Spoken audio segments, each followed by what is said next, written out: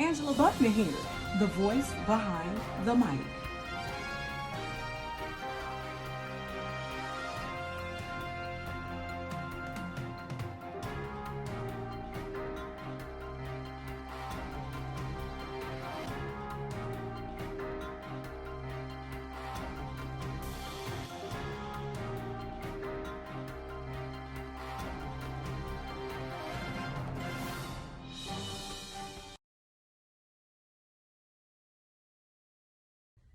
I know what you're thinking. Another I Have a Dream thing with Dr. Martin Luther King. No, I want to take you on a journey with me where you can hear some of the things that you never heard Dr. King say before, especially the younger generation. Don't let anybody take your manhood.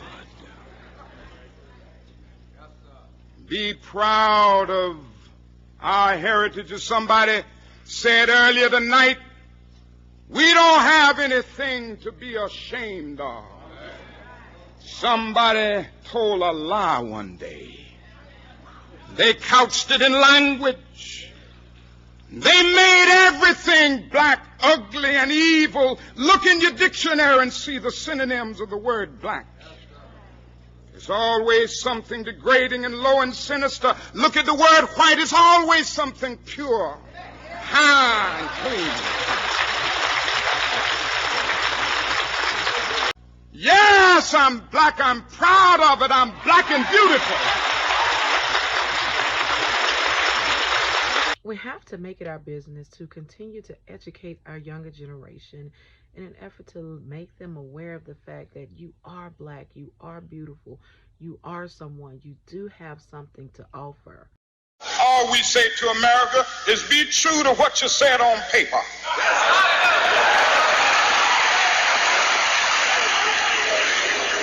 If I lived in China or even Russia or any totalitarian country, maybe I could understand some of these illegal injunctions. Maybe I could understand the denial of certain basic First Amendment privileges because they haven't committed themselves to that over there. But somewhere I read of the freedom of assembly. Somewhere I read of the freedom of speech. Somewhere I read of the freedom of press. Somewhere I read that the greatness of America is the right to protest far right.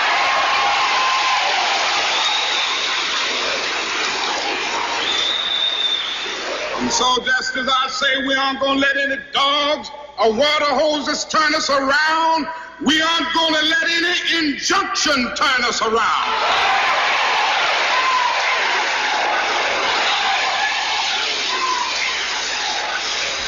Well, I don't know what will happen now.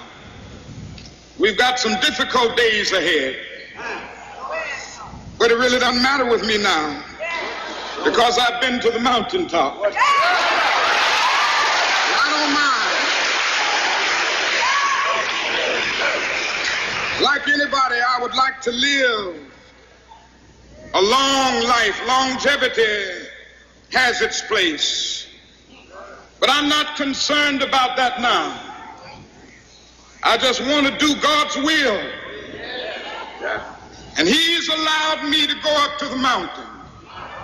And I've looked over and I've seen the promised land. I may not get there with you, but I want you to know tonight that we as a people will get to the promised land.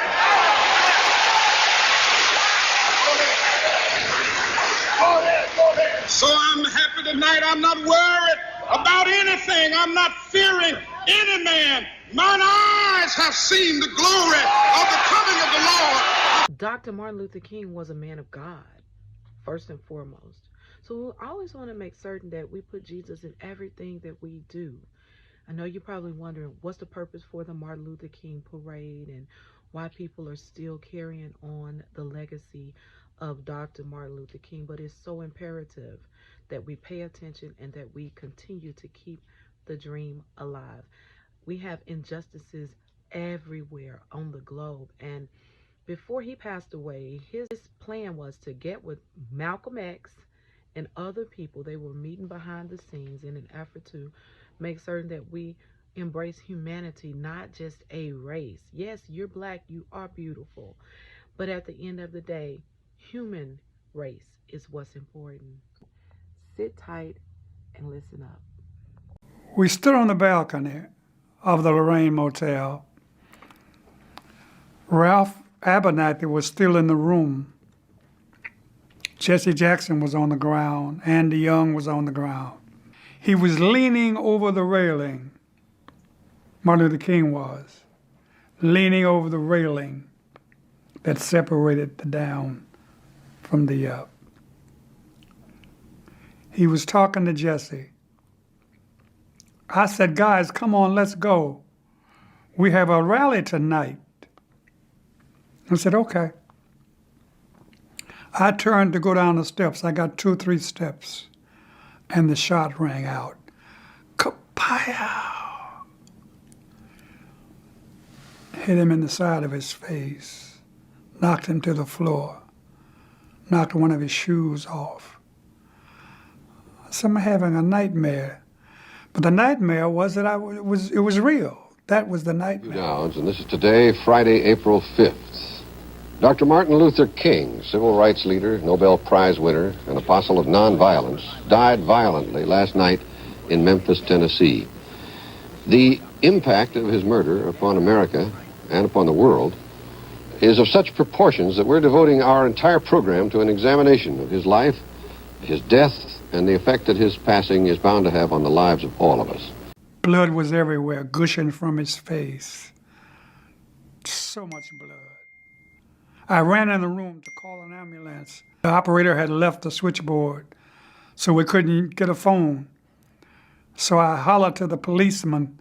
They were coming from the fire station across the street. Well, I hollered to them, call an ambulance on your police radio. Dr. King has been shot. And the police said, where did the shot come from? So there's a famous pointing picture of us pointing to the building where the shot came from. The ambulance came and took him where I told him to. And we waited. Four Died Trying is a movie you need to rent on YouTube. The son of the nurse who worked on MLK was quoted by saying, "Everybody stop working. Let that nigga die." And we waited. And we waited. We waited.